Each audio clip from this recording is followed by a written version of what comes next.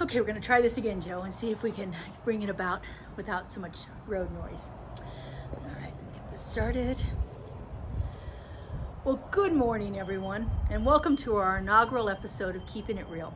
I hope you have your hot coffee with you, or your tea, or whatever your favorite beverage is for the morning, and you're ready to sit back and explore some of these ideas a little bit deeper. Each week we're going to have an opportunity to take the ideas that we speak about in our time together on Sunday mornings and explore them in practical, real life ways that are actually become really good tools for helping us to transform our lives and to change the conditions that we're experiencing. So for each month at Center for Spiritual Living Greater Las Vegas, we are looking at a different universal quality from 4 different points of view. We're going to look at how it shows up in my own life, how it shows up in the relationships I have, how I see it showing up in the community around me, and how I can apply it to the world to create that world that works for everyone in all of creation, not just for that select few. Each week we will take an idea and explore it from these 4 different points of view. So for the month of January, we're looking at the concept of freedom.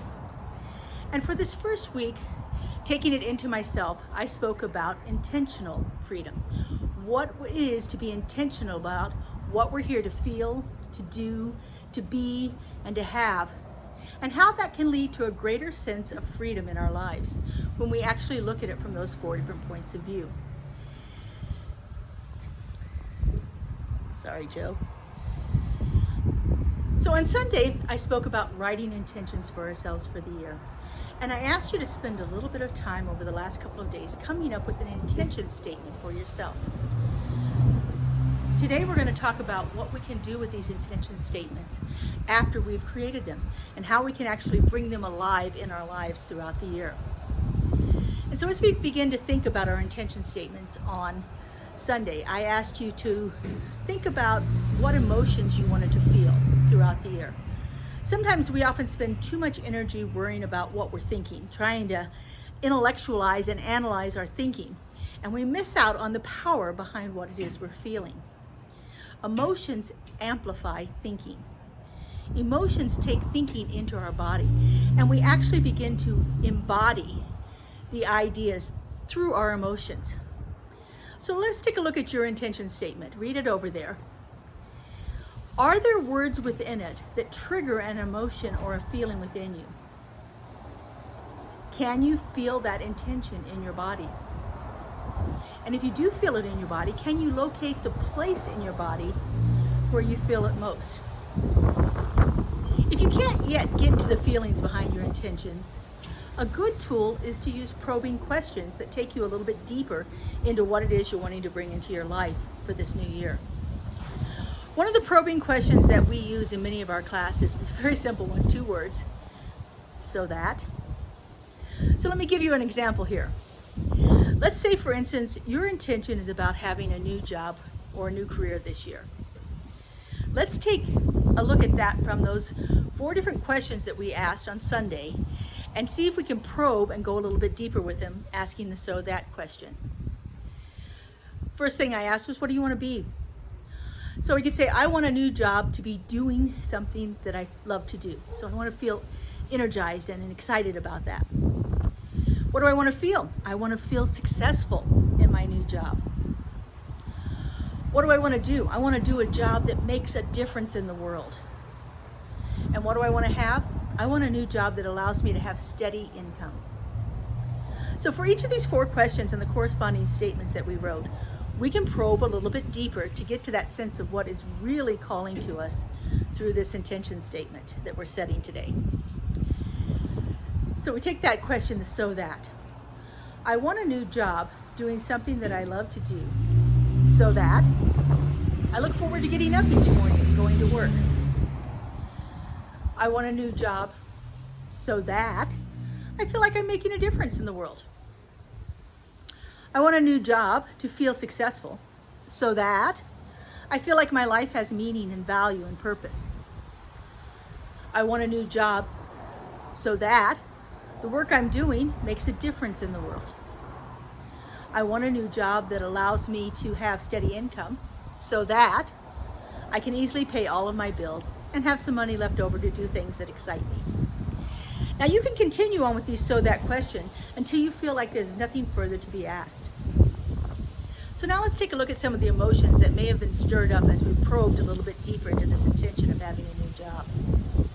There is a sense of wanting to have meaning in the work that I do in the world. So ideas of purpose and passion are coming forth. There's also a sense of stability and prosperity that has come up as we probed a little bit deeper. All of these emotions are valid, and all of them can be a place of learning for each one of us. So take some time with your intention statement and ask yourself a probing question like this. See if you can get to the feeling that is emerging through the intention that you're setting for yourself in 2023. The final thing that I like to do with my intentions each year, and I have found this to be probably one of the most practical and useful things that I've ever done, is to see if I can take my intention statement and narrow it down to a single word that then becomes my word of the year. I like to refer to this as my power word. And so as we look at our example of a new job, of the intention of having a new job or a new career, let's see if we can narrow that down to a single word that is wanting to come through the emotions, through the feelings, through the words that we've written. So for me, as I was asking the questions, the feeling that was coming up was really centered around having the ability to create work that has purpose. So my intention, my word of power for 2023 might possibly be creativity. It could be purpose. There was also a sense of passion in there. So maybe my word for the year is passion. Let me give you an example of my last year's word for me. Last year, my intention was to step forth with unapologetic confidence in all areas of my life. And my word of power for the year was courage. And so as last year began, I had to consciously choose to be courageous in those more problematic situations that I encountered. But as the year progressed, as the year moved forward, the courage seemed to come more naturally to me. It didn't take as much thought. In fact, sometimes I would find myself surprised by the way I had moved through difficult situations with courage. It was really quite amazing to watch it happen.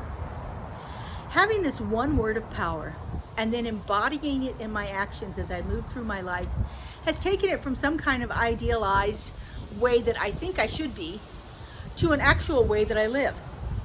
Not only that, but I see the word courage written all over the place. I see examples of it, and the recognition of each one of those examples gives me a deeper sense of what it means to be courageous. Courage has come alive in me throughout the year of 2022. And what I have found over the years that I've been doing this is that by having this word of power, it is easy for me to keep my intention fresh in my mind. Like I said, I love Howard Thurman's quote, "Keep fresh before me my moments of high resolve." Having that one word and seeing it everywhere and recognizing it really keeps it alive inside of me. This year, my intention is to give equal attention to all the areas of my life. And my word of power is balance. I can't wait to see how balance shows up in my life in 2023. So I invite you to take the next few days and clarify your intentions and see if you can distill it down to your word of power for 2023. I know that we are here to do big things in this world, and I know that it starts with the big things that we do for ourselves. So what big things are you willing to do for yourself this year? I hope you've enjoyed our first episode of Keeping It Real. Each week we'll take a look at the principles and ideas that are discussed in our time together on Sunday mornings and see how we can make them practical and real in our lives. So please join us next Thursday on Keeping It Real as we take a look at the idea of boundaries and how, even though boundaries seem to be the antithesis of freedom, they lead to greater ease in each of our relationships and a more internalized sense of freedom in our lives. Have a wonderful and blessed week, everyone. We'll see you next week.